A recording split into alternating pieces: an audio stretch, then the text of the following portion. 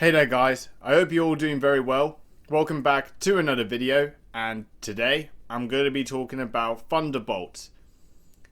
I think I've made my point clear what I think about Marvel over the past few years. Every single time there's a new Marvel movie or new Marvel property that comes out, it doesn't really fill me with much enthusiasm. I'm just going to be honest. I do feel like the formula has worn off on me.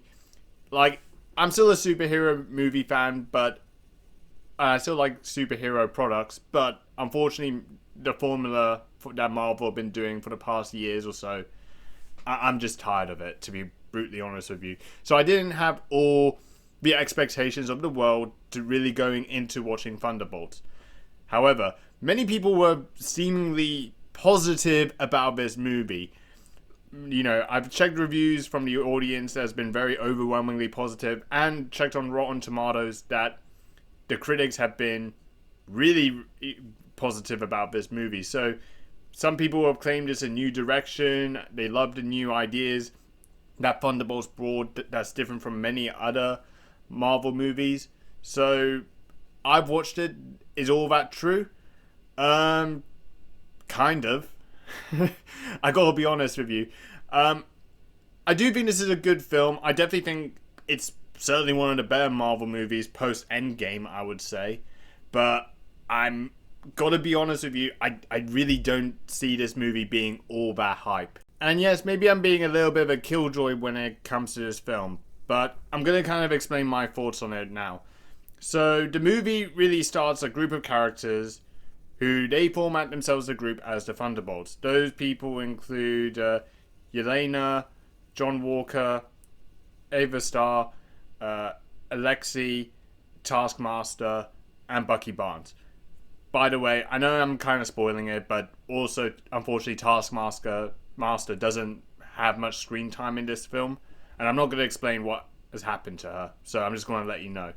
But essentially, those group of characters are formed as the Thunderbolts. They get into a mission where they are met with a mysterious man called Bob, and they don't know why they've been sent to this mission, but all they know is that they've been sent there and dispatched from Valentina, who essentially, she's the CIA director and faces multiple impeachments for a few illegal operations, essentially. So they come across this character called Bob, and they don't know what they expect from him, apart from he has very dangerous superpowers. So they interrogate Bob, they escape the facility, and essentially what ends up happening is that they come face to face by his superpowers that essentially he can do some pretty dangerous powers. Like he has, he's kind of got like the combination of powers as Superman and Magneto. So he can do like some things such as any sort of things that are like some structures on the wall or something, that he can use his mind and just somehow use like a force of some kind to essentially just use against anyone, like essentially these characters. And also, there's also another side of his power, which is very interesting, that he uses, that is called the Void. The Void is like essentially another side of his character that is controlled by Bob's mind. And essentially, this sort of side of his power comes pretty later in the film, but it uses like essentially like a darkness of some kind, where he basically warps like New York City into darkness, and it somehow, some of these characters, like mostly Yelena and also the rest of the Thunderbolts, come into it, that they get essentially caught into their past, essentially, where a lot of them do have past traumas and they reflect on that. And I think they do that pretty well. And sometimes there's some scenes that they do that from mostly the beginning of the film, where they kind of explore some of their characters a little bit. Essentially, like, they're not always like the best of people. Like, say John Walker had a child and was also married. He left them behind, essentially, so he's obviously got like a bad past. But also, like, some of them, like Yelena, also reflects on her time in the Red Room, essentially.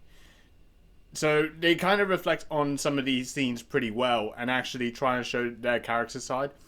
And I think it's very interesting how they used Bob the Void, and essentially they nickname him like at the end called his superhero alter ego as Sentry, essentially. And it's very interesting how they use all those sort of things together in this movie. But I will say it does take a little bit of time before it develops. So I really felt the first act just really got very slow. And I'll be honest with you, I was kind of getting to the point where I was just nearly about to doze off. This was just another generic Marvel film. Like the first act just progressed very slowly. I think when after they escaped the facility scene and they realized what Bob's superpowers or abilities are, things started to progress a little bit more.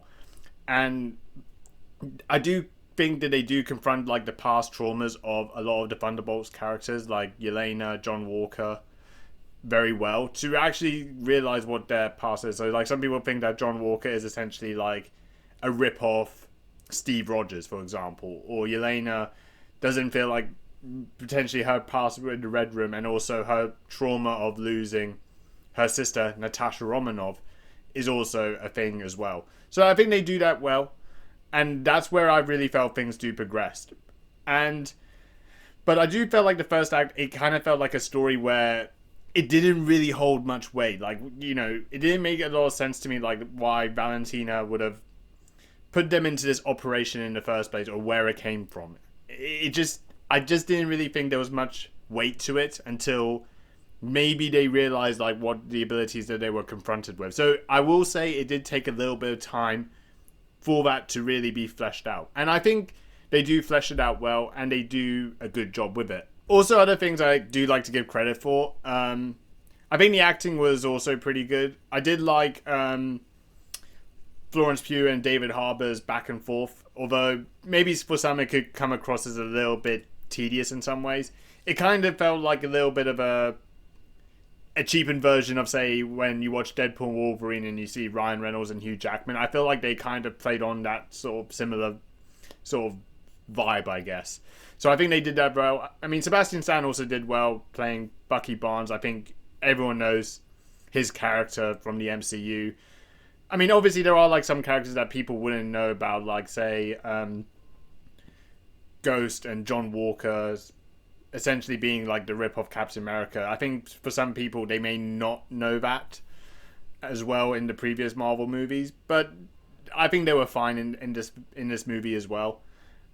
Also, you don't really see much of Valentina in most of the other Marvel properties. I feel like they used her character in Thunderbolts in the most prominent way that they can. And, you know, Julia Louis-Dreyfus, I think, did a very good job. You know, she kind of plays as like this sort of